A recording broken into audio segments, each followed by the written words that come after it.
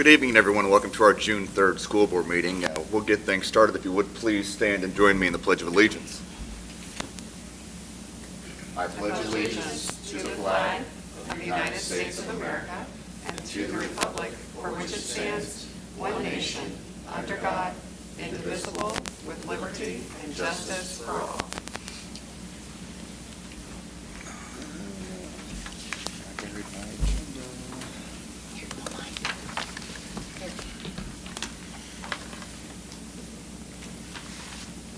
Okay. Looks like first off, we are going to start with a presentation, and it was Barry, right? Last name? Gardner. Mr. Gardner? Board members, I'd like to introduce you to Mr. Barry Gardner.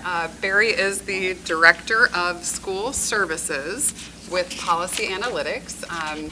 Barry might tell a little bit about himself, but I got to know him as he used to work in the public sector, working for MSD Wayne Township. I believe you were in Brownsburg for a minute, and so he knows school finance in a way that few do, right? So Julie and Barry speak the same love language of finance, and he's here tonight really graciously offered to give the board an update on the impacts of Senate Enrolled Act 1. We've talked a lot about the impact of this last legislative session, and what is so helpful is that we have this financial dream team that gets super granular with how this particular bill is going to impact the school district.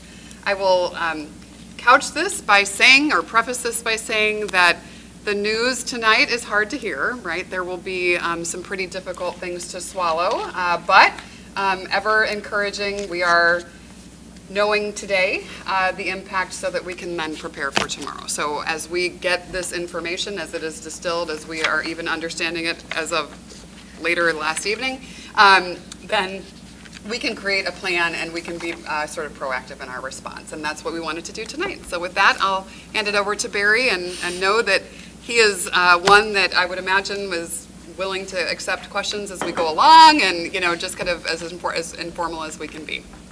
Thank you. Good evening. Appreciate the opportunity to be here tonight with all of you. As Dr. Hammock kind of alluded to, Policy Analytics has been engaged with Beech Grove. We were having this conversation really since around 2009 when property tax caps came into place, right? And Dr. Kaiser at the time. And our relationship has continued and evolved, and we work as hopefully a strategic partner with the district around your finances. And so a little bit myself, I spent 23 years in public education. The last as the assistant superintendent for finance and operations at MSD Wayne, was at Brownsburg. I actually started out my career in Speedway schools, and a little known fact that does have some impact on Beech Grove. I was the athletic director that led the transition from Speedway into the Indiana Crossroads Conference. Nice. Gosh, back in 2012 or whatever that was. So very familiar, obviously, with Beech Grove for a long time, and have three little ones that are active in sports, and I'm sure we're going to be around the Beech Grove campus for many years to come. And so appreciate just really being here tonight. We are going to get into the weeds a little bit of this legislation, so feel free to ask questions at any point. It won't bother me. Try to keep it high level and translate a little bit, right? What's this mean? Because this is probably the most complicated legislation around school finance we've seen in quite some time. And it is going to have some impact, and we're going to try to walk through a little bit of that tonight. So with that, we'll go ahead and get started. We at Policy Analytics have really been focusing around Senate Enrolled Act 1, talking about these three main pillars. Talking about what is the impact on tax rates for school districts. Spoiler alert, tax rates are going to go up within this, and we'll dive into that. What happens to your tax levy or the revenue that you receive, and that is going to be impacted as well, and what does that mean?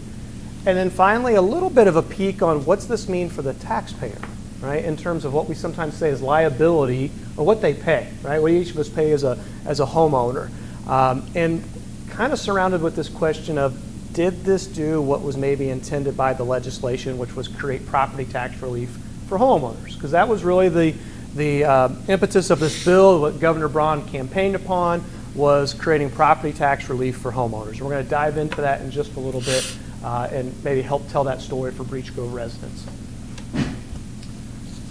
So one of the things we have to at least start with a little bit of mechanics around school finance. As simple as we can make the math problem, which we all love doing math, especially on late at night, is rate times our levy gives us our money or our revenue. And it's kind of our equation. Rate times levy gives us our revenue.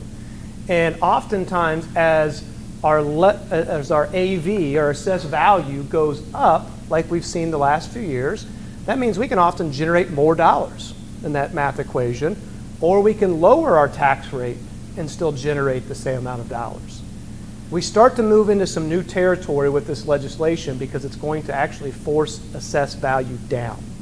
And when the assessed value goes down, we're often then forced to increase tax rates in order to generate the same amount of revenue. And that's one of the themes we're going to have within, that's the mechanics of this bill. It's what it's doing. It's driving down what we refer to as net assessed value, which is what we're taxed on. Okay, and we'll get into a little bit of more of what that means. But that's kind of the mechanics here. How are they getting there, or what changes did they make? So the legislators changed, in terms of a homeowner and a homestead property, the deductions that are associated, right? And so we start, if you think of your property tax bill, we start with what we say is the gross assessed value of a home. Home might be worth $150,000 from a gross assessed value. Somewhat related to the marketplace, what it could be sold at the market, right? But then you get deductions. You don't pay taxes based on that. You get deductions. And we've had a standard deduction of $48,000 and then a supplemental deduction of 35%. It's been pretty standard for a while. They're doing away with that and transitioning over the next 6 years to really a 2/3 supplemental deduction. So the standard deduction goes away and it becomes a 2/3 or 66% deduction. Part of that reasoning was the $48,000 as a deduction becomes worth less and less as your home value goes up because it's a stagnant figure. It's been in place for a number of years. Where when it's a percentage, it grows with the value of your home. What that means is this deduction at the 2/3 is much larger.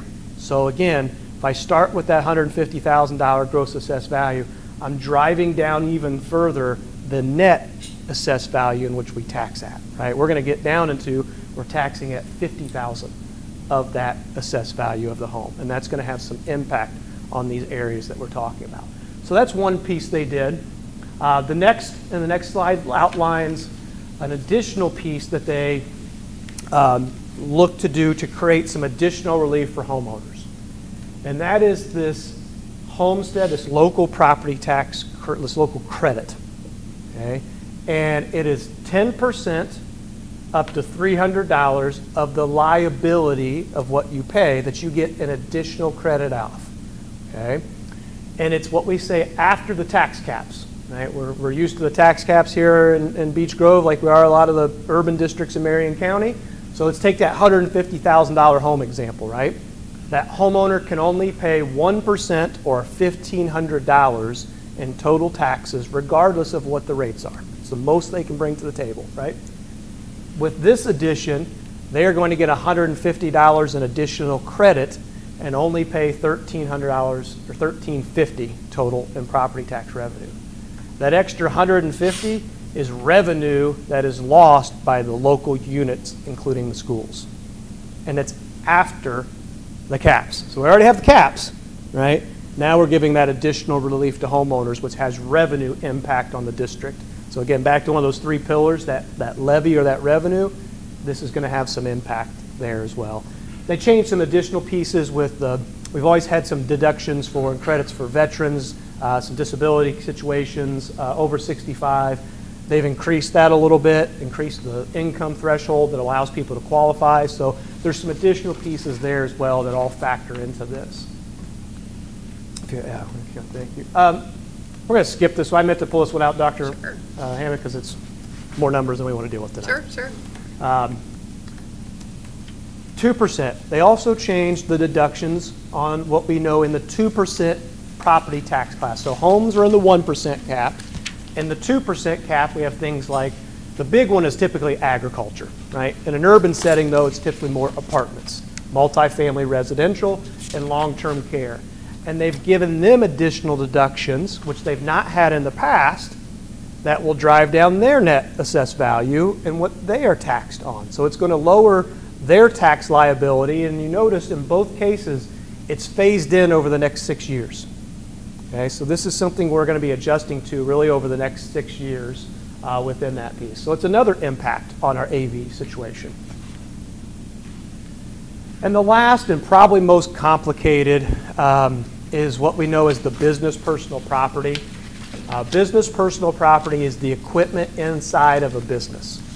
Okay, servers would be an example. On a farm, an easy one to think of is a combine, right? And those pieces. It's the equipment that support that business. There used to be what they called a de minimis amount of up to $80,000 that businesses did not have to report business personal property for taxable purposes. So up to $80,000, they didn't have to pay taxes on it. Okay? Starting in 2027, it goes from $80,000 to $2 million. So big sweeping change there. That's going to lower that again, and that's revenue and tax and AV that the district would have received. And so again, another piece that really eliminates taxable assessed value by changing that threshold, which again is going to drive that down. Additionally, they've also made some changes for the future that we really won't know the implications for about another 5 or 6 years. Typically, you could depreciate a piece of equipment down to 30%. So if it was worth $100,000, I could depreciate it down to $30,000, and I had to pay taxes on that $30,000. Starting January 1 of this year, any equipment that comes on, you can depreciate it down to 0. Okay, so eventually, as equipment moves over to newer or people transition, that business personal property is going to continue to get smaller and smaller. Right? And so that's an impactful piece as well that we have to calculate in all of these. The other piece, and we typically, at policy analysts, we don't get into the legal aspects a lot. You got Ice Miller, but it's relative tonight in this sense, is because we're going to talk about tax rates, is these new thresholds they've put in place in terms of your ability to issue bonds. Right? And I know you've been working around this the last year or so. We had the 80-cent threshold that we had to get under 80 cents. If not, anything any bond issue would have to go forced to a referendum, to a capital referendum. And the district worked to get under that 80 cents. We were kind of around part of that, working with the team, right? And so we got to that 79 cents, and now they've made it 70 cents. So they've lowered that threshold, right? And the additional challenge is a double whammy because now they're also put in mechanics that are going to drive up tax rates. So as we see here in a minute, the 79 cents would grow, not decline, which makes this an even more difficult target, right? Within those pieces. And so, again, just some further limitations and some further challenges for school districts amongst all these moving parts as we start to kind of dissect this. Okay, so one of the things that policy analytics, this is our sweet spot where we start to lean into is your tax base, what it means in terms of revenue, and one of the things we wanted to see, so we talk net assessed value, and typically, this is a good situation because you've got a pretty diverse pie. You've got some residential, but you've got some industrial, some commercial, some personal property. This is usually what we say a diverse tax base, which is really good. The challenge, and typically we'd say this would limit you from circuit breaker a little bit. The challenge here is you have so many overlapping units that the tax rate grows that negates some of this, right? The interesting part is we don't see a whole lot of change except for you see the personal property, the yellow piece of pie, get a little bit smaller, right? We would have expected residential to get a little bit smaller given all the deductions that they're getting, right? But we also gave deductions to some of the 2%, like the apartments. And we've given this change to business personal property. So it's like this push-pull game when I lower it for one, but I increase it for the other, it just starts to move around. And really, it's created not a whole lot of change in terms of your net assessed value. And so what it means is we're going to continue having the same kind of tax base, which is we'll see in the data as these rates go up, is not going to be as beneficial, right? It's going to have some impact. The next slide, yeah, thank you. This is probably the geek in us in policy analytics, but also this idea of, is this doing what was intended in terms of homeowner relief? So what this slide is about tax burden. Really, it's who's paying the taxes, right? Where's the money coming from? And it says currently in 2025, about 50% of it's from residential, and you can see the breakdown and all the others. Fast forward to 2031, when all the deductions are in place, homeowners are actually paying 53% of the burden now. So their burden went up. So it didn't necessarily create relief for homeowners. Why is that something to watch? Are they done with this legislation or not? Or will they start to see pieces like this and continue to tweak it over the next couple of years? And we're going to have another slide that talks about that a little bit at the end in terms of the liability. But this is just one thing we're like, that's something probably for us to keep an eye on, because there may be some things in some legislative sessions coming up. Okay, so kind of a little bit there, kind of big picture. Now we're going to get into some actual impact on your rates, your levies, and those pieces. Quick kind of flyby on this. We run, debt service kind of drives things oftentimes. And I know it's been something that you've not seen a whole lot here in terms of levy versus rate and what we mean by that. But most of the times when you've lowered your debt service rate, you typically saw more dollars in your operations fund. And you actually saw that for the first time in 2025. Because you lowered your rate below that 79 cents, you got the $500,000, don't spend it all in one place one time kind of thing for the district, right? But we saw that for the first time, right? And so that's one of the things that we kind of watch within that. And so that's when we talk levy and rate, because it starts to drive a little bit of the impact on operations. If we want to go to the next slide, I'll explain this just briefly here. So the levy, what do we mean by that? It's the top line. This is your debt service. We're holding the amount of revenue you're generating in the debt service, your levy, constant. We're keeping it constant moving forward, because typically that meant lower tax rates. As assessed value grew in a levy situation, your tax rates would go down. Okay? And then the second situation, we're holding the rate, which is kind of this middle line, that 79 cents. We're holding it steady, and typically as AV went up, it generated more revenue, and so that gave you some capacity in debt. We're going to look at what that does. So that's kind of the framework. What I would tell you for now is those are guardrails, just to see what's happening in the data, because from there, as we work with the district moving forward, we'll start to fine-tune what the strategy is, but we at least got to put something on the table and say, what's this legislation doing for us, right? And so this is the crux of it. The green line is what we know as gross assessed value, and that's the assessed value of properties before any deductions. Okay? And you can see it continues to increase over time because they did not change our assessment system. It's kind of been based on a Supreme Court case, and it continues to move forward. So a home that's worth $150,000 may move to $160,000, may move to $170,000, just like it's done the last several years. That's going to go. One thing I would point out, just for a second, from 26 to 27, the gross AV goes from basically over $1,093,000,000, and it goes down just slightly in 27 before starting its normal trajectory up. Why? In 2027, we move that de minimis amount of business personal property to $2 million, and it wipes out some of your AV. So we can actually see that in the impact. Right? So that's why it's got to pay attention. It's a little bit in there, but that's playing into the factor. The blue line represents assessed value prior to Senate Enrolled Act 1, net assessed value. So after deductions. And you can see we had it continue to project to continue to increase. We project about a 3 to 4%, what we call trending AV, that each year it's going up by about 3 to 4%, because right now that's what the data is telling us. In both housing and commercial, it's still a pretty positive economy. Home prices are still continuing to grow. So right now we have a sense AV is going to continue to grow. The orange line is your new reality, which is the net assessed value after Senate Enrolled Act 1 and all of the new deductions, and you can see it decline. Right? So we are in a declining net assessed value, and that's going to now have impact on rates and revenues. It's really interesting, at least now in the data and how it stands legislatively. You may look and say, well, what happens in 2031? Because it starts to go back up.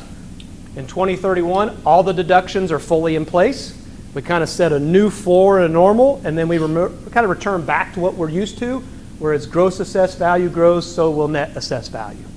All right, so we've got this, the next 10 years are going to be really kind of wonky because we have this declining piece and then it'll start to change. And what we say is we're going to have to be flexible.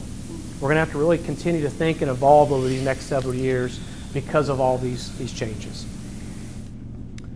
So what does this mean in terms of tax rate? So when we look at the district's total tax rate for the school, was sitting at that 206 in 2025. The dotted or dashed lines represent what we would have expected for the rate prior to Senate Enrolled Act 1 from both the levy, if you would have kept your debt service levy constant, or if you would have kept that 79-cent rate constant. And you can see that pretty flat, right? It's because we're going to see enough AV growth projected, it was going to stay pretty flat. The solid lines represent what would happen if we project to happen with your tax rates in Senate Enrolled Act 1. And you can see they increase by about 50, 60 cents. And that's not, you're not doing anything different. One of the challenges we're worried about here is a messaging. You're increasing your rates, so that must mean you're getting a lot more money. Not the case, right? So it's an understanding, it's a messaging piece. Someone asked me this the other day, how do we message this new legislation, the impact? I said, I don't know, give me a month. We're still trying to figure out what's happened in the data. So right now it's like, okay, what's happened? In the future, we're going to have conversations of how do we talk about this with constituents, how do we talk about this with taxpayers, because it's not going to make sense. If rates are going up, your money's going up. No, it's not in this piece, right? Next slide then breaks down your debt service fund, and this is what we were kind of talking about earlier in this whole 70-cent situation. So the gold line represents the 70-cent threshold. The dashed lines, again, are pre-Senate Enrolled Act 1, and the solid lines are post-Senate Bill 1. And you can see, even if you keep your levy constant, which is pretty common, again, if you do any kind of debt issuance and have commitments in terms of debt payments, it could rise up to 93 cents. And I know that's part of the work you're doing in terms of some of the authorization later tonight to try to react to this, because, I mean, the issue is really moving forward in 26 and 27 and those pieces. The only way you're going to be able to do a bond issue is through a capital referendum. I mean, that's the reality you're kind of facing within this piece. Outside of any appropriation that's approved this year, right? Starting next year, you would move into that case where it would be forced to the ballot. And so that's something, again, the district's going to have to navigate around. And I know Dr. Hammock has been working on that piece. This is the challenge of the legislation, right? Really, as we look at it. And unfortunately, you can see it takes some time. I mean, we're 2035 under these current calculations, and we're still not under the 70 cents. Now, how can you get there sooner? One, the structuring of the debt, as some of the debt payments fall off and that levy comes down, that'll start to get you there. If AV comes in higher than what we have projected, that'll get you there faster. So I'm not saying this is the way it's going to play out and there's not opportunity to get to below the 70 cents sooner. It's just looking right now if you kept your levy constant. Okay, so it's really an isolated situation. And that's why I said we'll work with the team to continue to model this and update this as we kind of figure out the strategy. Yeah, please. Do you see that 70 cent changing at all between now and 2031? I know you said there might be some tweaking on this down the road, or is that something that's already kind of set in stone? It's a great question. And I guess the only way I would respond right now is we thought the 80 cents might be where they stopped, and they didn't. So could they stop at the 60, or could they push it to 65? That's very well possible. I think there's a perception, I guess, that I would have that they are pushing this to be locally decided through a ballot, right? And that taxpayers have input on these pieces because schools have maybe in their eyes taken advantage of growing AV and keeping their rate up and building lots of buildings or athletic facilities or whatever they want to be frustrated about what schools have done. And when you do this, the mechanism forces it to be on a ballot, which doesn't say you can't do it. Correct. You just have to get the local community. So to answer your question, I don't know, they could. Because it But doesn't that- stop you from doing debt, it just changes the way you have to do it. But as of right now, if they don't tweak it at all, this 70 cents is locked into roughly 2035. Yes, I'd say, again, we've not had a chance to run some of the new figures with Baker Tilly. I don't think it's quite that far. What we Okay. saw in some of it, it was at least maybe 2032, Okay. and that's without some AV growth. But I'd say you're 2030 to 2032 with maybe some of these projects that are being authorized within this piece coming up is probably a realistic time frame. Thank you. Yeah, great question. The other one, this is just kind of interesting, and this gets into your debt service fund, but also gets into your operations fund. The post-circuit breaker credit, that 10% that homeowners are getting additionally off, is after the caps.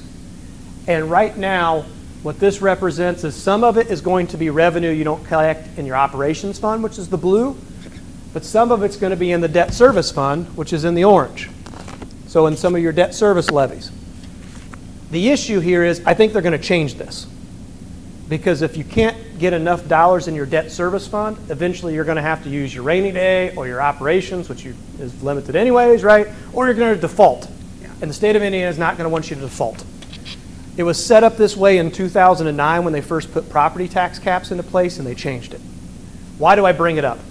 Is if they change it, this $140,000, let's say in 2027, of revenue you don't collect, moves from orange to blue and impacts your operations fund.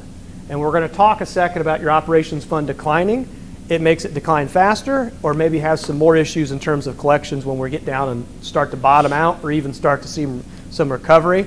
It may bottom out faster and keep it there if they make that switch. And I think they're going to.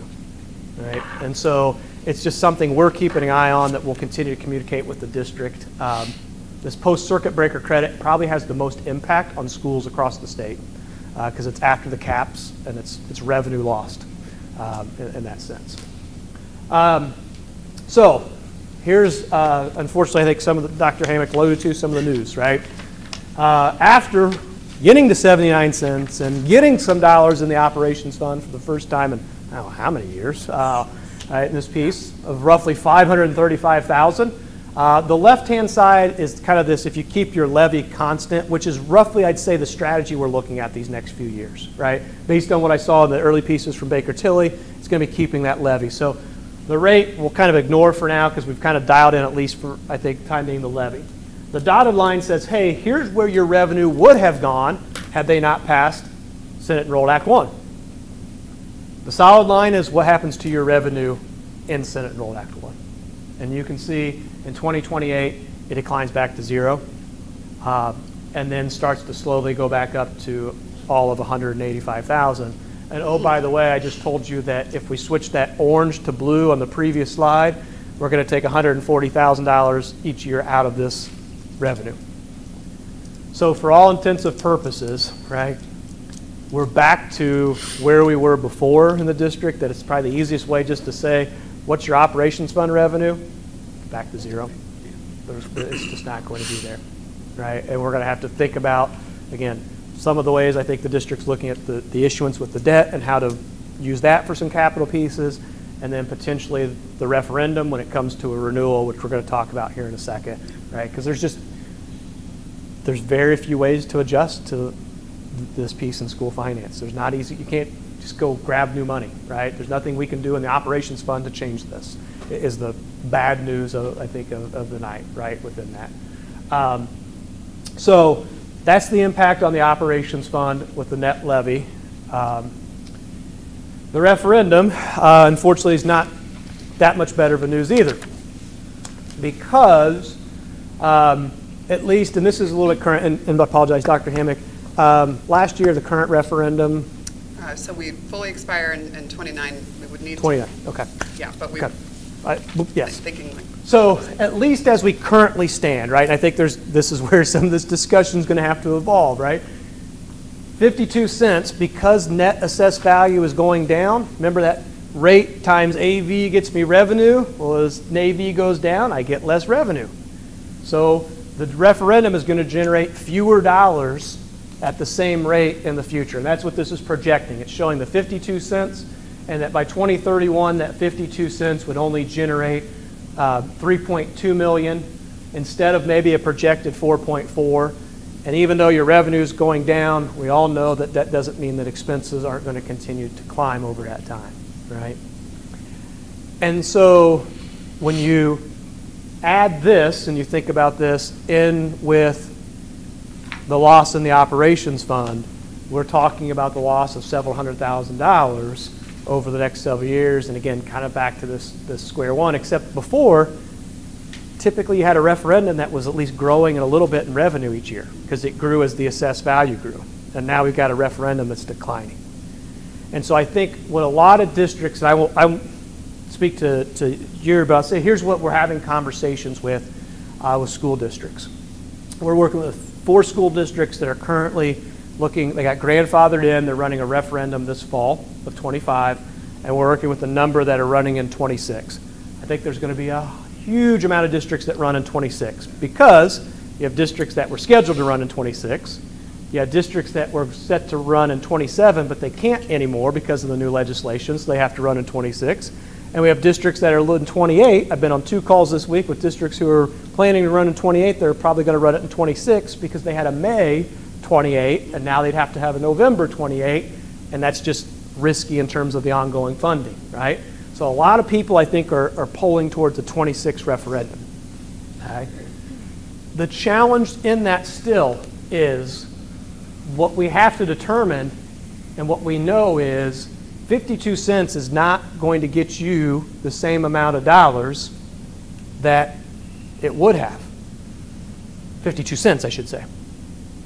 So what these districts are looking at is, okay, do I need to renew at 60 cents? Because 60 cents gets me 4.4 million in 2034.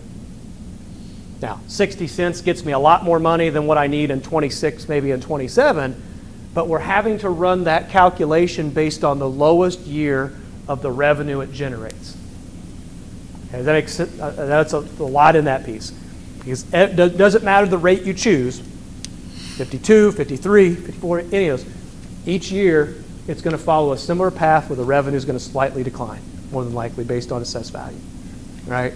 So we have to potentially approve, we almost have to look and say, what do we need to operate in 2031 in terms of levy or revenue and backdoor our way into rate? Now, that's really simple in a conversation like this. There's a whole other piece of passing a referendum at a higher rate in those pieces. Sure. Right? I'll pause there because I know I threw a lot at you if there's any questions or anything there. Referendum, is there 7 years? Yes. 8. 8 now. 8 years, okay, Yeah. 8 years. Yeah. It used to be 7, now they're 8. So now if we run it 26, it will basically expire 34. 33 would be the last 33? year. Yep. Yeah. And in that, oh, go ahead, sorry. I think 26 is probably the smarter year with as many school districts that are going to be doing it. We don't appear as we are being greedy. There's going to be, I guarantee there's going to be so much media attention about this because there's going to be so many school districts. And I think if we are thinking about doing something, and I know we talked about 26 and 28, I think 26 is the go time with everybody else. So it's not just asking our residents. Our residents are seeing that every school district is struggling.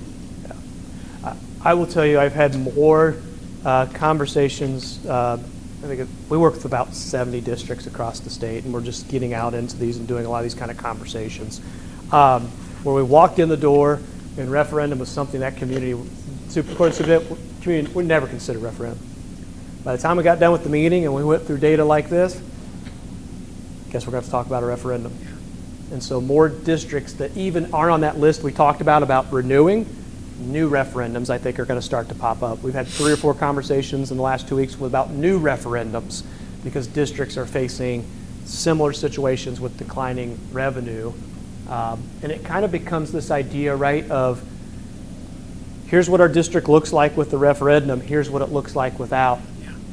What do you want your school district to look like, right? Because at the end of the day, we know it's cuts. It's either have a referendum or it's people and it's for people business.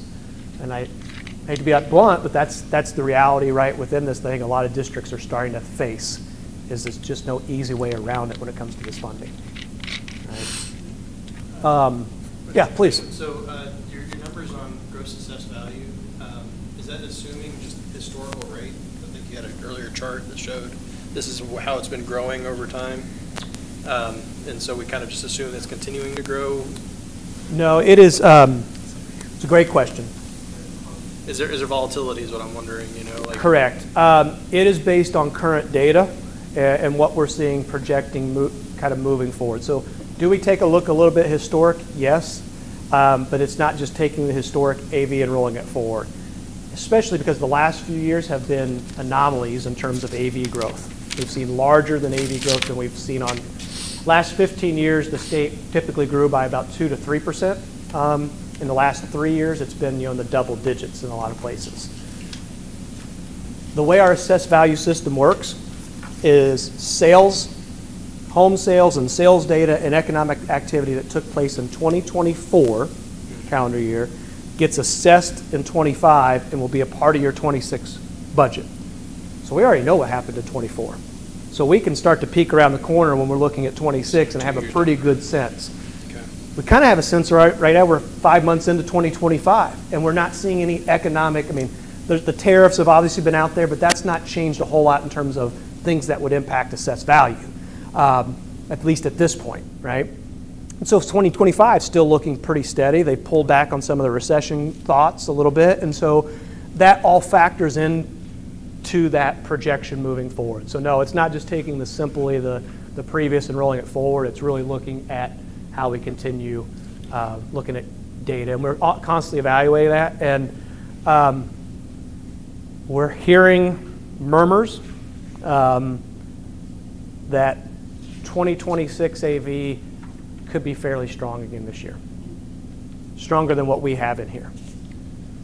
That's a benefit. That's good in this piece. That helps the referendum. It helps all the numbers we've talked about, right? So the more years we could have of that compared to what we're showing you, the better. But we just, again, it has some volatility that could change in the future. This is the last chart, and I think it's important for a few reasons.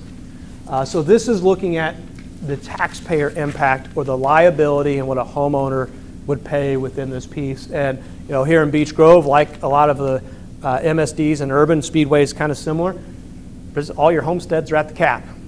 Right, everybody's paying their kind of full boat and property taxes. If you look from 25 to 26, the liability goes down. Why is that? That 10% credit that they're getting after the caps that we've talked about a few times tonight, that's what's lowering their tax liability. Okay, that's what's driving it down. Then you see it starts to return and continue to go back up. Why? Because we still have the same system in terms of gross assessed value, so gross assessed values continue to go up, so it's going to continue to draw up their liability more than likely within that piece. So that 10% is just 1 year? It's always baked in there, but it's kind of, again, sets a new floor and then just increases from there. But yes, it's always in there within that piece. So I think, again, not a referendum consultant, don't claim to be, not telling you these pieces. I think the question we've been pondering, we'll put it this way, as a district to look at, when we talked about a 26 referendum or a 28 referendum, and you look what's potentially happening with tax bills, in one situation, they're coming off a down year where their tax bill has gone down, and another year, they're going to be looking at potentially a couple years of rising tax bills, and you're asking to take your referendum rate from 52 cents to something higher. Even though the liability on the referendum may not change much, the rate will stand out. And so is there some advantage in looking at a 2026 for that? I think that may be something you might hear from a referendum consultant in that piece as we look at the ever-changing piece, because this is going to be so complicated, right? I mean, the changes that are happening to the average taxpayer are going to be difficult to comprehend. There's a lot of moving parts within those pieces, but I think this is my last slide. I think, Dr. Havoc. Okay. I think to summarize, I think there's a messaging piece that's going to come out of all this, right? From higher tax bills to a change in your revenues.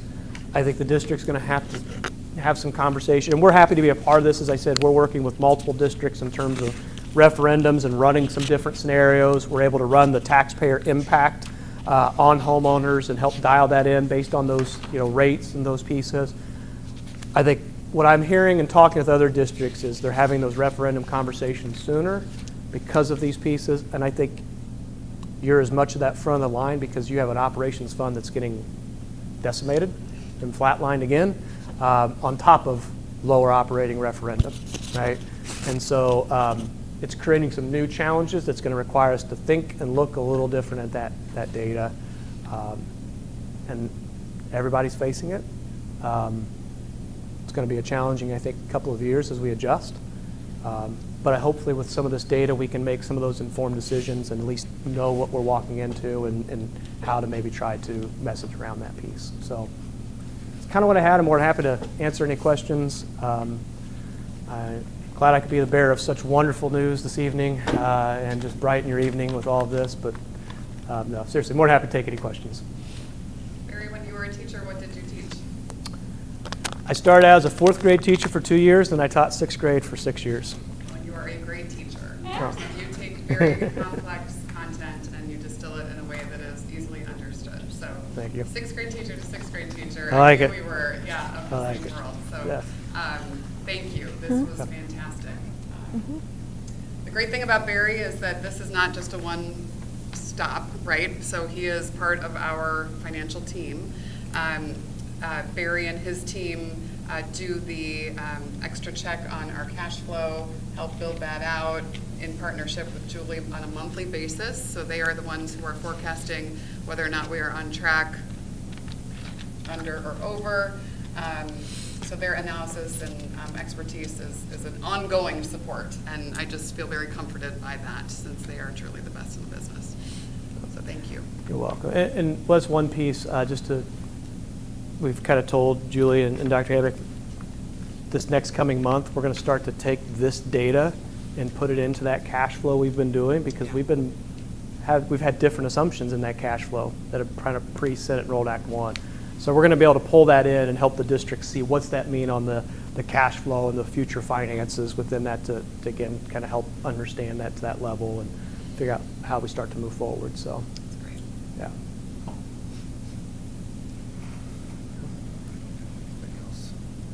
All right. Thank you. I think Appreciate we're it. done. Thank you so much. Thank you, sir.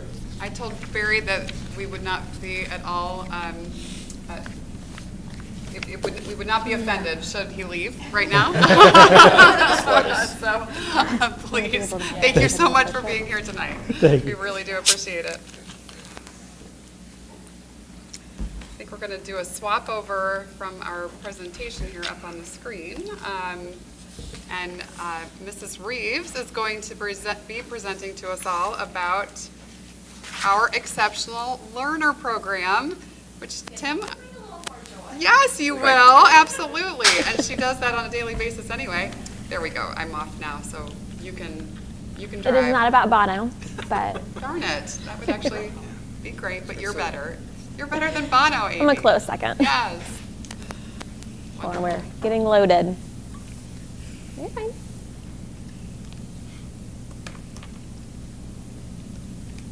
Amy, how long have you been with the district? Oh, do you want me to go ahead and get started? Oh, is that part of your, Yeah. perfect, I didn't mean to take it away, but don't. I don't want, I was just eating up, you know how I am with. The empty time, the life. Flow. Yes, let's take a poll on what the best year is. I know. 1982 is the best year, in case anyone wanted to know. Oh. Or 81, depends on. She got me a 81.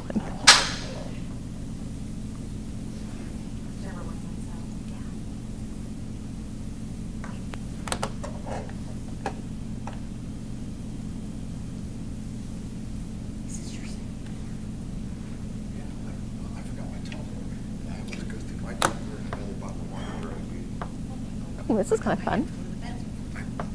I drink water a day. And I'm good if you want to, because it won't go into any of the slides. Can everyone hear me okay? Okay. Is it okay, Tim, if I just go ahead and get started? Yep. Okay, groovy. All right, so I'm Amy Reeves. I am the current Director of Exceptional Learners for Beech Grove City Schools. Oh, perfect. Oh, okay. So I oversee the special education program, Section 504 plans, and also the high ability program. So I started back in 2007 at Hornet Park as a part-time special education teacher. Just to think about, as we walk through the programming today, just how much that has changed. I was a part-time special education teacher at Hornet Park starting here in 2007, and then I moved into this position in 2014, and that position has evolved and grown over the years as our programming have changed and as people have retired. And so it's been a fun learning experience and getting to work alongside with all of you guys. So we're going to talk about today's purpose, to educate you guys more about our exceptional learners and the programming that we provide our exceptional learners. Why this is important, it helps us have informed decision making, equity and legal responsibilities, stronger schools, and community culture. So one of the handouts I gave you guys today is just kind of a little dictionary of special ed terms, because we speak in lots of acronyms. And so that it will outline those, and then it breaks down what they are and the definitions. So these are just little key terms that you guys should be aware of. So the next, we're going to talk about where we were. So prior to 2018, we were a part of a co-op, the Southside Special Services in Marion County, with the 3 neighboring districts, with Decatur Township, Franklin Township, and Perry Township. We also worked with Rise Learning Center and their 3 programs, the Behavior Education Program for boys and girls on diploma track, their Life Skills Program for boys and girls with behavioral needs but not on diploma track, and then their MOVE program, which is their medically fragile students. And then they also did our early child assessment team, which is our early, like our preschool age kiddo evaluations. And then the staff that was employed by the co-op at that time were our school psychs, speech language pathologists, related services, blind low vision, and deaf hard of hearing teachers. And then also we contracted with Franklin Township for our essential skills. So the co-op had lots of benefits because with our size, we were able to have some of the extra resources. So that was helpful. So we were able to share resources and services, then also gave me a chance as I was growing in my role to have the opportunity to collaborate with other local directors to have just someone to bounce ideas off with, and so that's been great. I'm actually still like friends with the people, and even if people have moved districts, it's been helpful to have people to ask questions.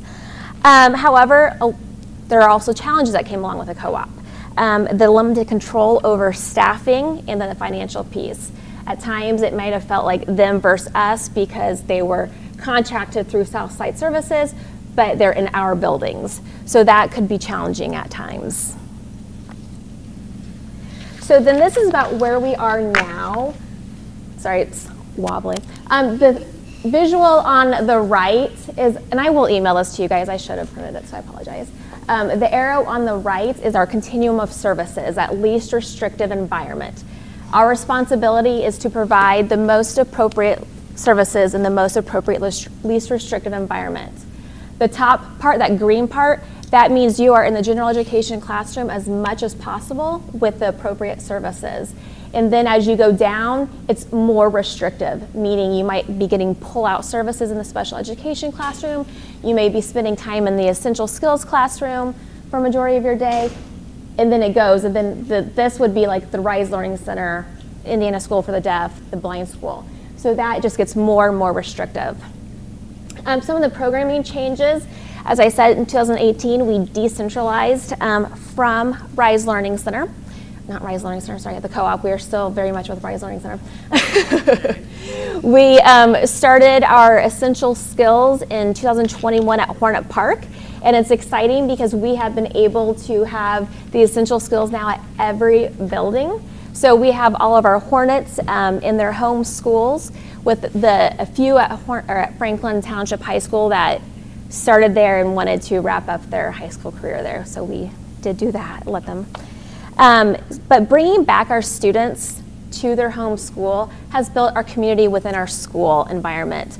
It gives our boys and girls with special needs, as well as our typical peers, if you will, opportunities to build a community, to learn empathy, to be able to help each other socially, academically, behaviorally, just lots of pros with having our boys and girls in our space. So we continue, as I said, to partner with the Rise Learning Center for those behavioral challenges. But we want to see how we can provide services for this population of our exceptional learners with behavioral needs in their home school. This is just a little slide about our staffing. It's kind of not as smooth a translation as I would hope, so I apologize. So this outlines the number of teachers and paraprofessionals at each building, and then also the district staff. This is looked at throughout the year, and especially at the end of the year, planning for the next year. As caseloads move from building to building, at times that means a paraprofessional will be moving with them, or a teacher. We've had some shifting as teachers have been coming and going, and paraprofessionals and such. So we continuously look at data. This is just outlining the staff for the district. So now that transition's gonna be a little better. Looking ahead to where we are going. So we are working toward building our own behavior education program for grades kindergarten through 6th grade. So this link is the other handout I handed you, outlining kind of details about the behavior education program. Having this in our schools will offer another step along that continuum of services for our boys and girls, offers more opportunities. Instead of, if they have a change of placement to Rise Learning Center, it's a process because they're there full day, and then we have to talk about transition, and then it's a process. Typically the students are there for, let's say, at least 4 months to a year, if not longer. Whereas this will give us more stops along our continuum of services before having to go to that more restrictive environment such as Rise Learning Center. This gives us, as I've said, more access to their peer models, which is great for that social, emotional, academic piece. And because one of the harmful effects of Rise Learning Center, we love them. They have wonderful staff. They have worked with us, and they have done so many amazing things for our staff and our students. One of the harmful effects is they don't have any access to peer models there. Every student at Rise Learning Center has an IEP and has significant behavioral challenges. Whereas with this continuum, we have lots of opportunities for those peer models that can display the appropriate behaviors. Another really exciting thing, especially after the last presentation, cost savings. So that will be great, and investing in our program just allows more opportunities for our students and families. I think that might be it. So that is a link. I'm not going to walk through the behavior ed programming. It just kind of outlines the plan, because we are starting at Central Intermediate. I know that's kind of a wonky spot to start, thinking our essential skills, we started at Hornet Park, but we had the numbers to support. And looking at data surrounding behavior and the number of students, that was the best spot to start. So that document I shared has an outline of like the trajectory of the rolling out of the program. Questions? We've grown a lot and it's been fun. Yeah. I am curious, why, and I don't know how you determine this, most of the schools I saw had 3 teachers. Okay. Correct? And the high school had 4 or 5, right? And Hornet Park has 1.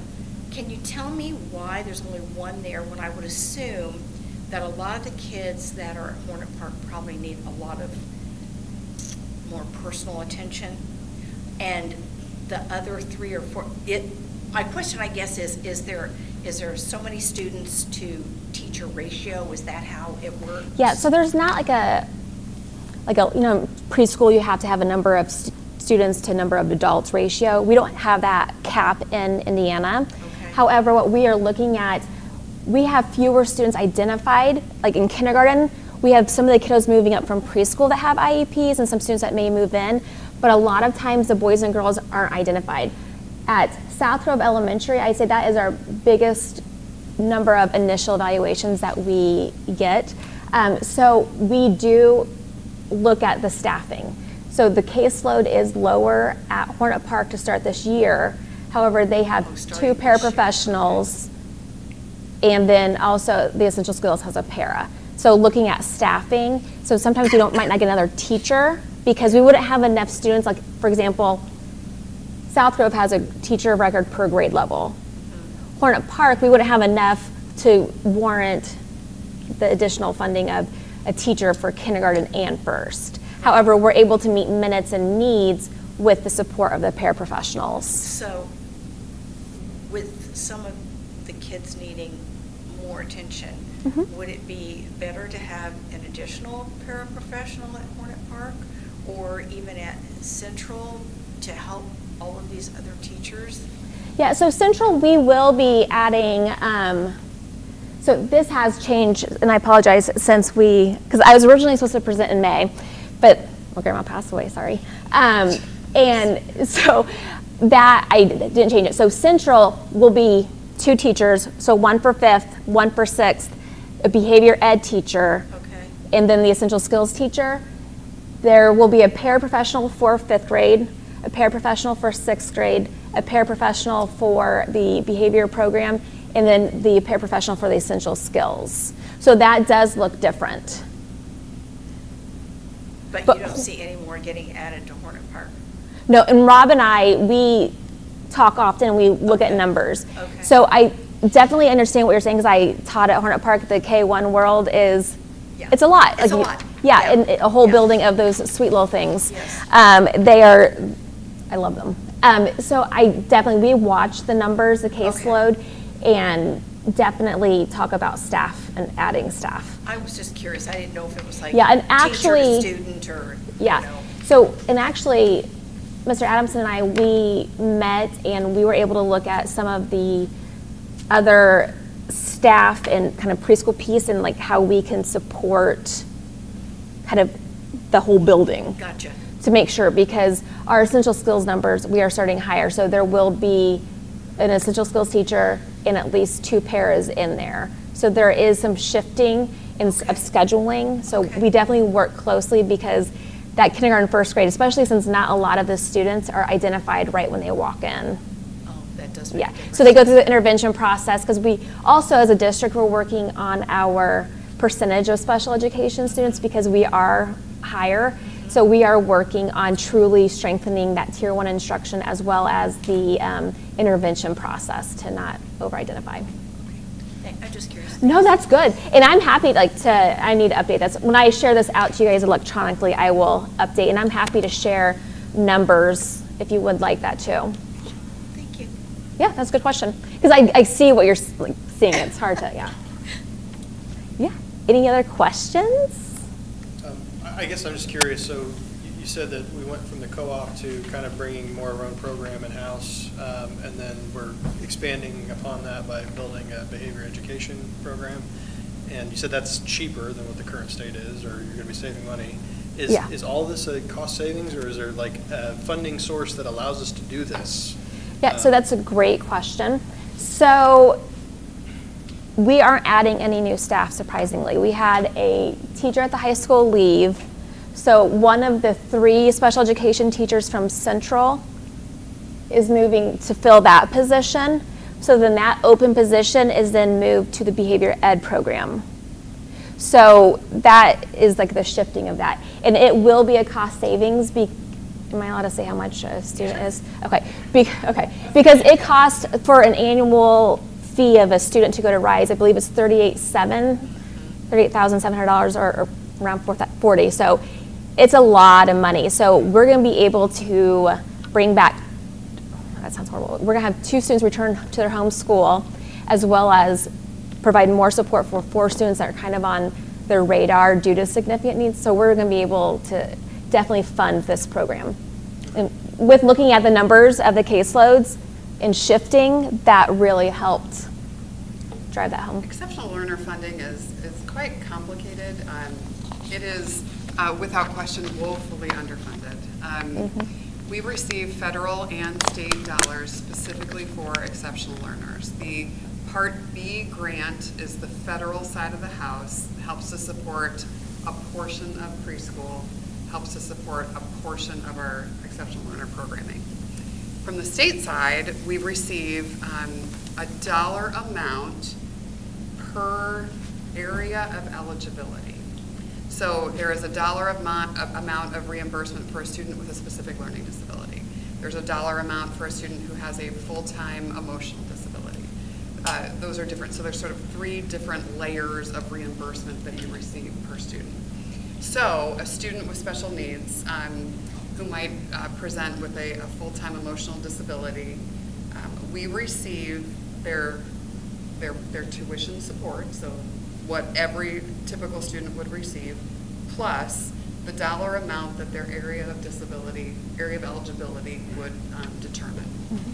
So that ends up being, typically if we're taking a student, about $8,000 in tuition support. If we talk about, it's a little lower than this, but just for easy, let's just call it $8,000 for a full-time emotional disability. That's $16,000 that's generated for that student. When you have a $37,000 Rise Learning Center bill, that gap, right, evidences kind of a gap in funding. ELL, our English learner population, would fall very much so in this category. You receive a disbursement per child, but the amount of services that are needed, we could actually, this might be interesting for the board, next year when you come back, Amy, what we could do is have, kind of dollar, like a grand total dollar amount of our spend in exceptional learners correlated to the revenue received in federal and state generated dollars, and you would be shocked at the discrepancy between the two. Yeah. So we aren't even close to funding all of the different needs that present on that page. And actually preschool would kind of be included in this as well. There's like a separate offshoot for federal preschool support. So we have to be quite strategic in every position that is deployed, and balancing that with the very special nuance of ensuring that students are in their least restrictive environment. So we are always wanting students to be with their typical peers. Amy has done a fabulous job of ensuring that we have programming now here locally that allows for students to have access to those typical peers. So it's just a fine balance. I would just shoot well over $1 million of a gap in what that's just me, my gut, but it's probably more. I was just wondering if there's like a temporary funding source, like a grant or something, but it sounds like it's all standard funding. Okay, so there's not like, this was made possible by. That's a great question. And then also our related services like occupational therapists, physical therapists, and speech therapists, they bill from Medicaid. So some of that money we're able to use to buy things for the essential skills program when we need equipment for the behavior education program. It's not funding staff, but it is funding different things that we may need for our exceptional learners, which helps because a lot of our Part B grant goes towards paying for Rise Learning Center. So at one point this year, we had 30 students at Rise, and we are starting the year off with 18. It's huge. It is huge, huge, huge. We had 5 students graduate, as well as we brought students back. Our building administrators are amazing. Our teachers are amazing. And it's just evolved so much over time because you hear Rise Learning Center and you're like, oh my gosh, but they do an amazing job with the students and the families to build their capacity, their toolbox, to then transition back because they have special hearts, special places. So, it's going to be, we're super excited for that lower number next year just because that means more of our kiddos are back here. And one more piece to that, paying for it, is we have to meet a maintenance of effort every year. So in order to keep getting the Part B funding, we have to meet maintenance of effort. So that means you have to spend so much of your dollars to still get their dollars. And so that's for the last couple of years. We were a little lax in coding people correctly, so it was becoming a little bit difficult to meet that MOE. So Julie runs a very well-run Wow. machine. She takes care of us. yeah, but if we don't meet that MOE, then we don't get that funding, and it's significant. It's like $700,000. Yeah. In that Part B grant. So It's a lot of money. Thank you. Good question. Any other questions? I live in this, so I just can speak it, so I know it's super fast and everything, but Great. I'm here to help. Okay, I will send this to you guys electronically and so forth, and then next year. And if you guys want to share, have you guys been getting the reports? Has that stuff been good? I just want to make sure I'm sharing enough about our programming throughout, because I love doing that each month, I'm not going to lie. I do enjoy it. I just want to make sure that if you guys have any requests of information that you guys want from me, I'm happy to share it in that letter. So just let me know. Thank you. Challenges and things we should know. I do appreciate She does a great job and always with a smile on her face. Sweet Amy, you do not need to stay for the rest of the meeting. I know that you have two. They plan to watch probably 2 kids in our house tonight. Amy has two of the most darling children you've ever seen. It's dangerous, isn't it? Karate chop. I'm going to take things over here with introducing the board, as I had shared previously, to what has evolved now to our almost forward-facing public document in our strategic plan. At your desks, you do have a handout that has the strategic plan public-facing document as we know it today. Mary and I actually had a meeting with our Education Elements partners just this morning. We have a couple things that we're going to tweak, so this is not the final document. The final strategic plan will be issued when we have the State of the Schools address, which will happen in July. But this is about as sharp as it can be, and we thought that we would continue with our plan to share the plan publicly in this June meeting, and then again follow up with the very final plan that will ultimately be loaded on our website, will be printed and shared out throughout the school district, will be included in mailers and activities that we'll be sharing with our community. Thankfully, because we have some dollars that were just recently generated in our Lilly Phase 2 grant for communications with our community, which we are super excited about. So this strategic plan is representative of our goals that will take place over the next 5 years. What's really special about it is that it represents the voices of nearly 2,000 stakeholders, and it outlines our bold and student-centered vision for the years ahead. Our plan is centered around 4 key strategic priorities. We'll go into those in just a little bit on these slides, but they are community engagement and communication, wellness and belonging, teaching and learning, and leadership development. These focus areas emerge directly from what our community told us they value most. This plan doesn't sit on a shelf.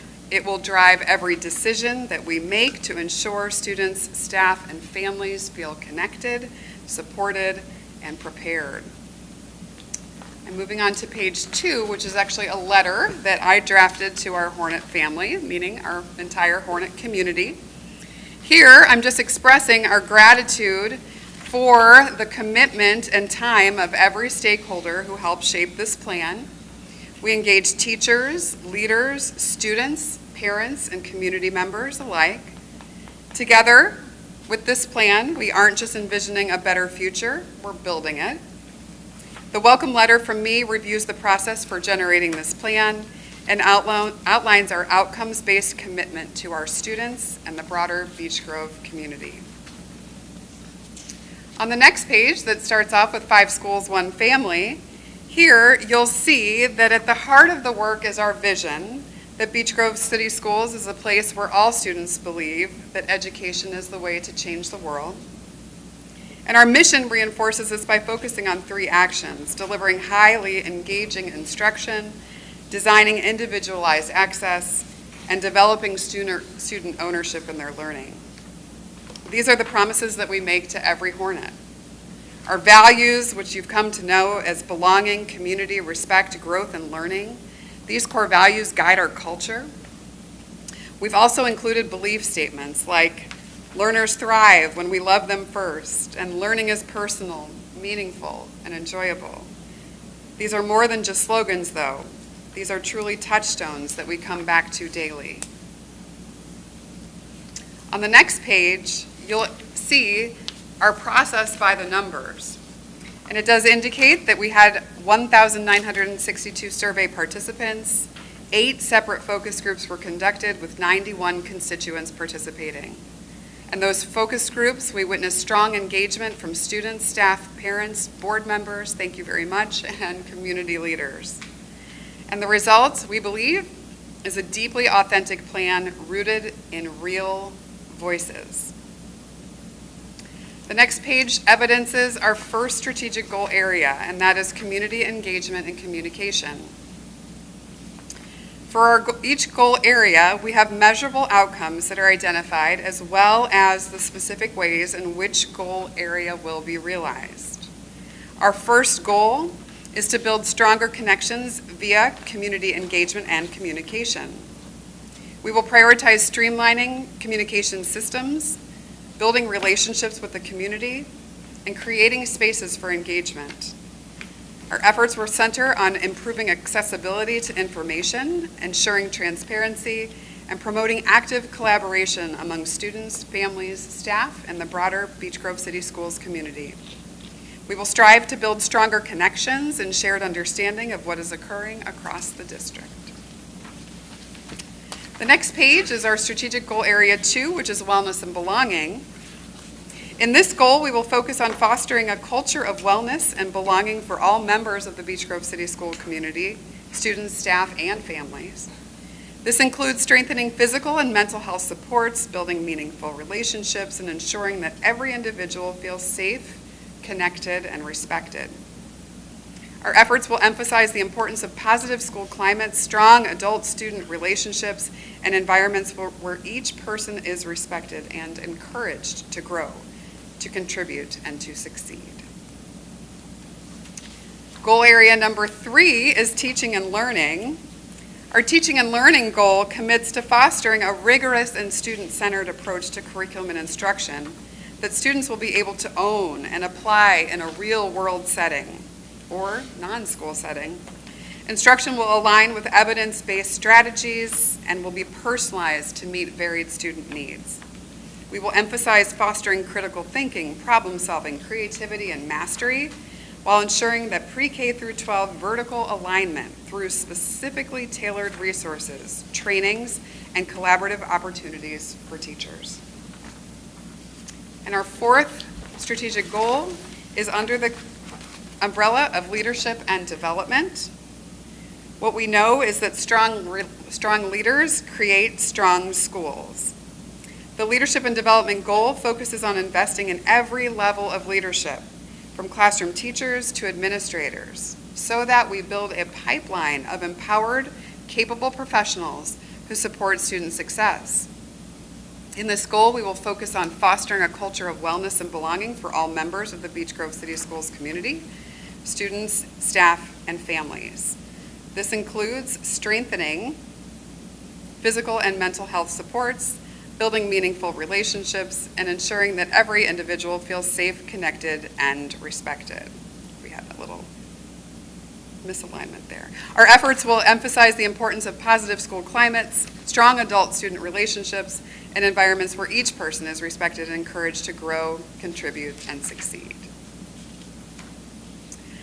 The next slide shows our path to impact, and here we've designed a system to ensure that this plan is more than aspirational.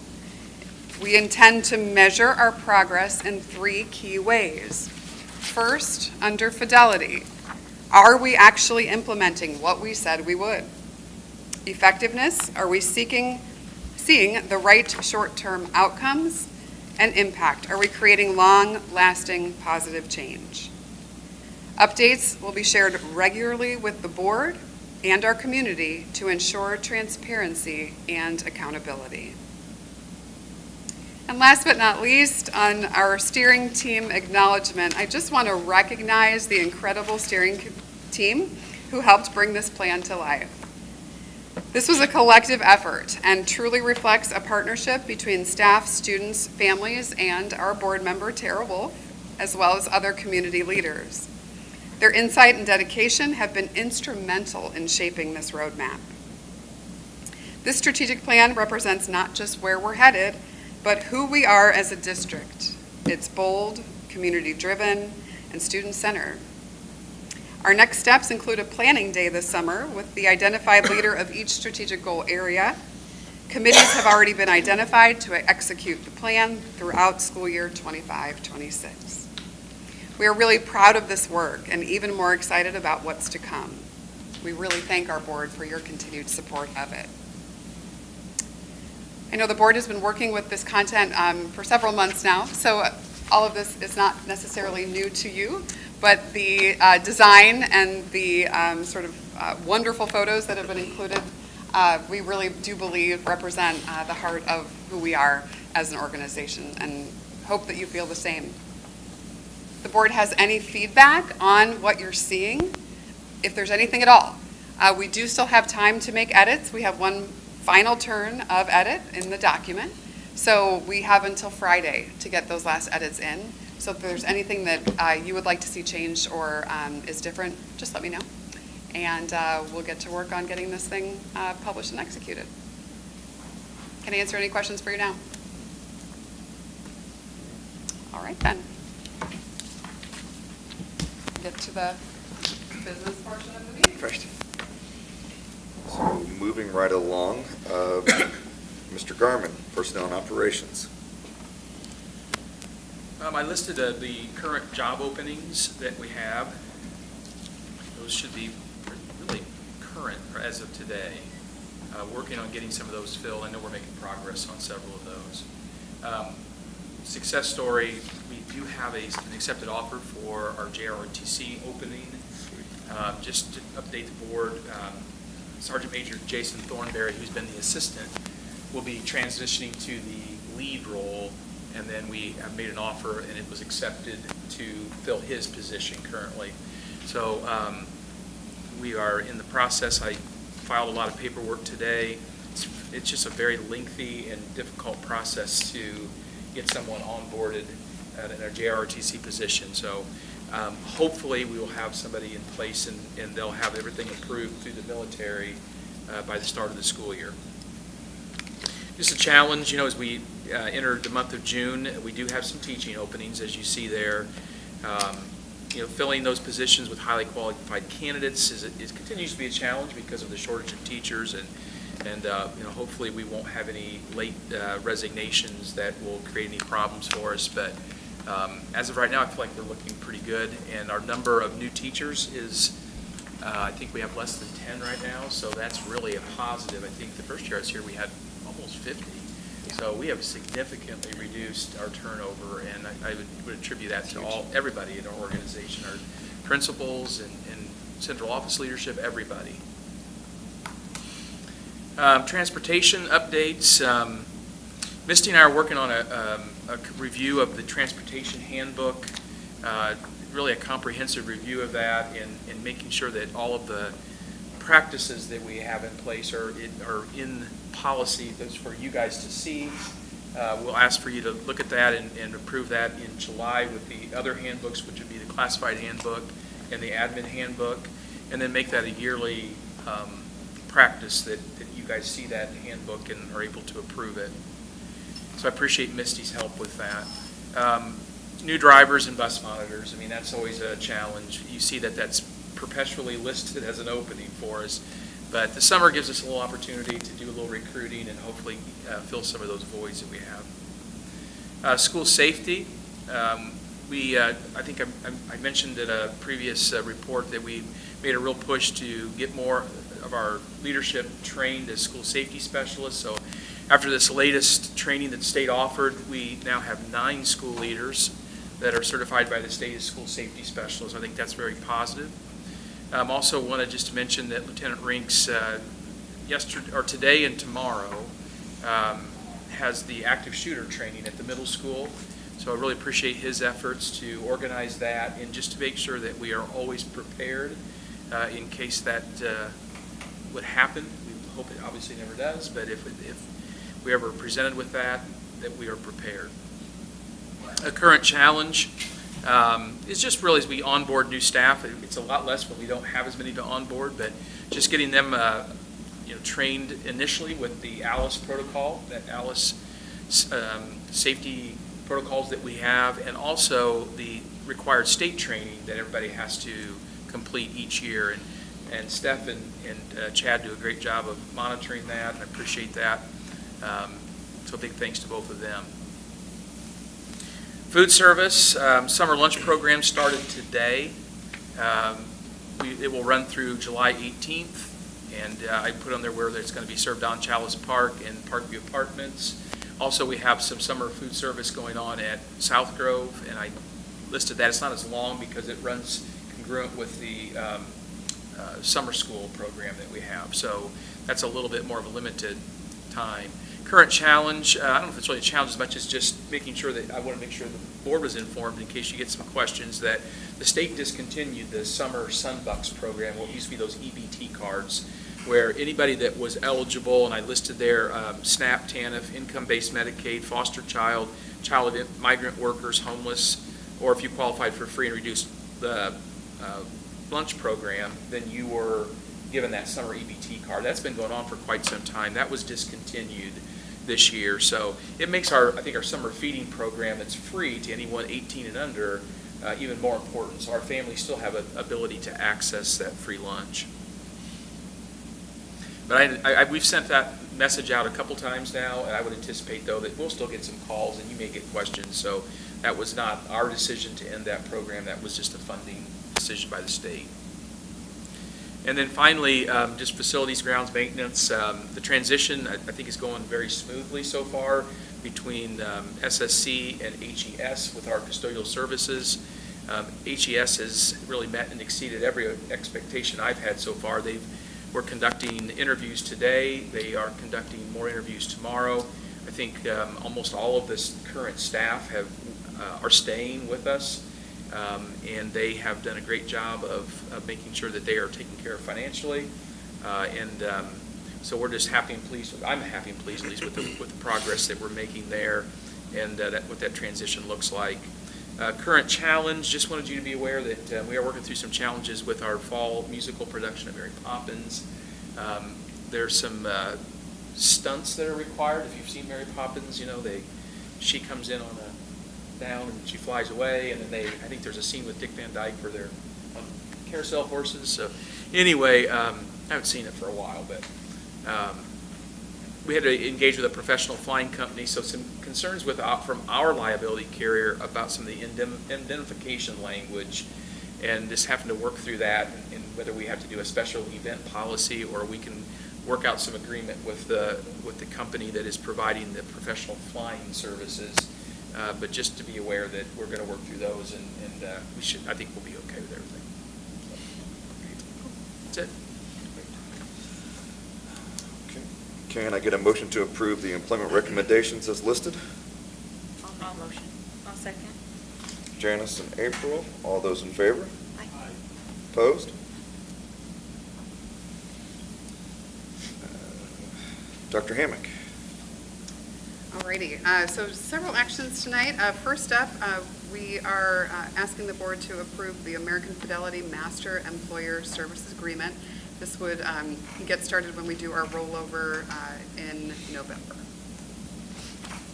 Okay. Can I get a motion to approve the American Fidelity Master's Employment Service Agreement? Beth? I'll second. April? All those in favor? Aye. Opposed? An annual action for the board is to review and then ultimately approve the Hornet Park Early Childhood Center rates. We are asking that those rates would move to $200 per week, and would just need your approval of the same. Brian? I'll second. Janice? All those in favor? Aye. Opposed?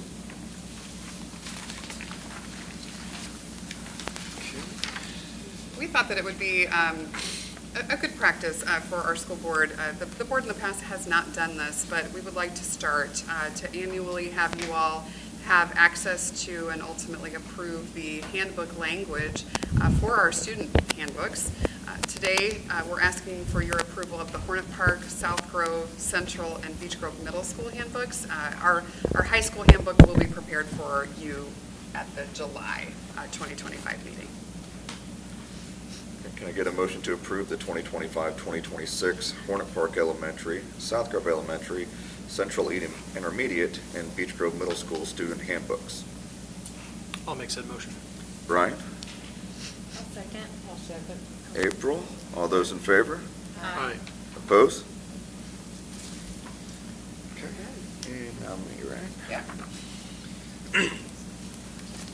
Okay, so the next item on the agenda is for the board to hold a hearing on the proposed deferred maintenance projects. If you're interested in speaking at the hearing, please make sure you have signed in on the sign-in sheet, which should include your name and address.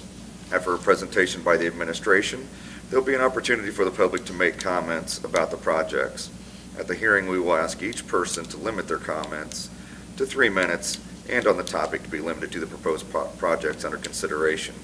At this time, I will ask Dr. Hammock to explain the purpose of this hearing. Well, pursuant to Indiana Code 20-26-7-37, before a school corporation may spend more than $1 million to build, repair, or alter a school facility that will be financed by a lease or bonds, it must hold a public hearing at which explanations of the potential value of the project to the school corporation and community are given. Okay.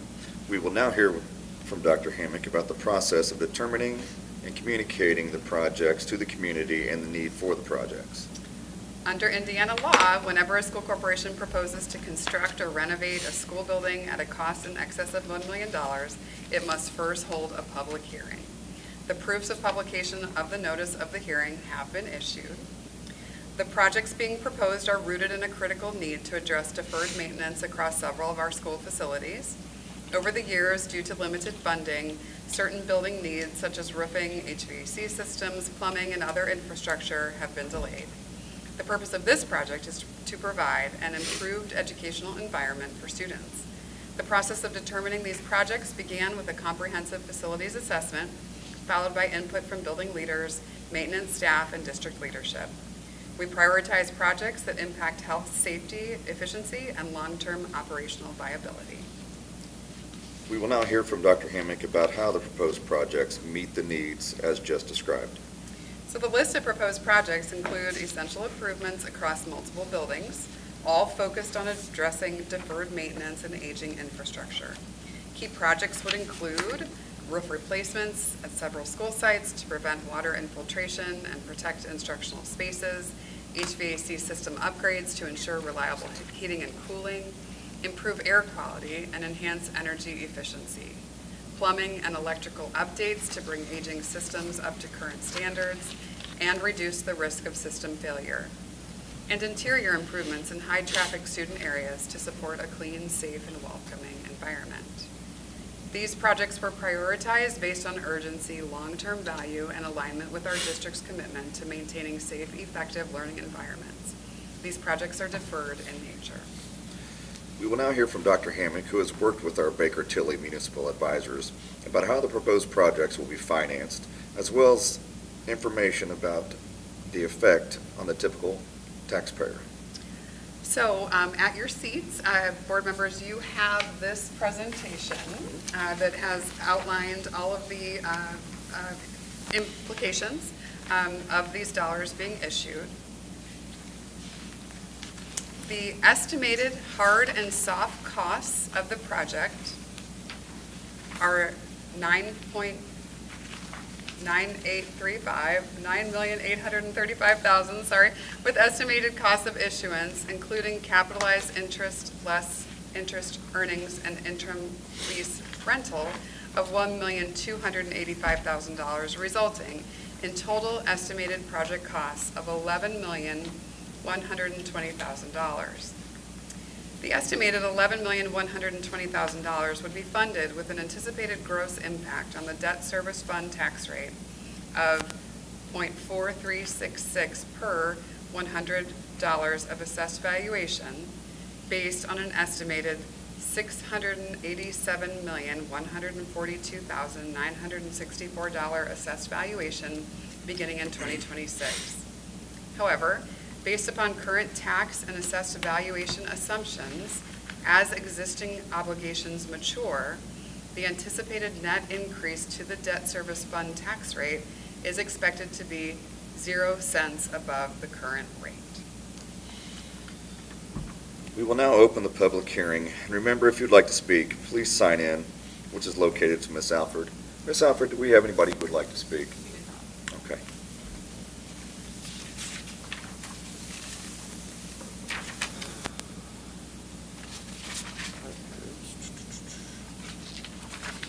Please note that this is the first step in the legal process. The board will continue to work with the administration and its professionals to look for the efficiencies and conserve tax dollars while meeting our educational needs. Dr. Hammond, could you please summarize project resolution? Sure. So the project resolution is required when the school is planning to finance more than $1 million on a given facility or type of work. It contains the estimated hard and soft construction cost and the cost of issuance, and establishes the total project cost. It also contains the estimated tax impact. Could I have a motion and a second to adopt the project resolution? I'll move we adopt the project resolution. April, can I get a second? I'll second. Janice? All those in favor? Aye. Opposed? Dr. Hammond, could you please summarize the reimbursement resolution? The next resolution is a reimbursement resolution relating to the financing of the construction project. This resolution permits the school corporation to reimburse itself from bond proceeds for any cash which it might spend on the project prior to the closing on the bonds. It is required by federal tax law in order to preserve the school corporation's ability to reimburse itself.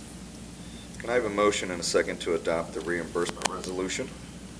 I'll move we adopt the reimbursement resolution. April? I'll second. Brian? All those in favor? Aye. Opposed? Insurance are here.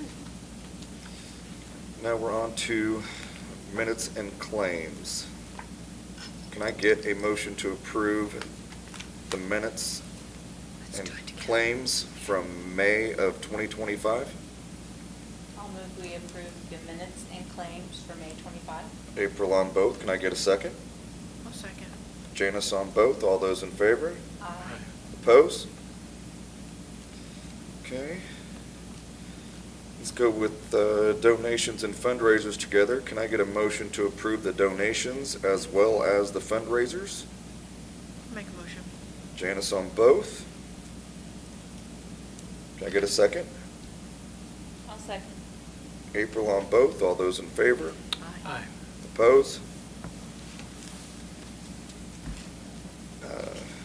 Committee and community reports. Do we have anything tonight? Nope. Board member and superintendent success stories. Anybody have anything? I got a really neat letter in the mail today. This is something that I know Mr. Wynn has been wanting to achieve for a couple of years. We used to have this distinction, and we have earned it again. So from Michael Bridgewater, who is the Indiana State School Music Association Executive Director, he wrote, "Dear Dr. Hammock, I am happy to inform you that the band at Beech Grove High School is a recipient of the Indiana State School Music Association All Music Award for the 24-25 school year. They congratulate our talented young musicians and the staff. ISSMA is presenting the band a special banner to display in recognition of these outstanding achievements." That's So great. we will be sure to have Mitzi get some good photos of that, because that is a really big deal. That means that you have earned distinction in all of the various competitions that happen over the year. So something that we haven't had in a couple of years. Well done, bands at the high school. So that was great news. Actually, not necessarily a success story, but just information. For all the golfers out there, the Beech Grove Alumni Golf Outing is next Friday, the 13th. Tee-off is 8 a.m. Contact Bob Thomas So to nice. see if there's any spots available. And if there's nothing else, can I get a motion to adjourn? A motion. Janice? I'll second. April? All those in favor? Aye. Opposed? I guess I'm the only one. All right, we are adjourned at 7:35 PM. Super, and we have a short work session.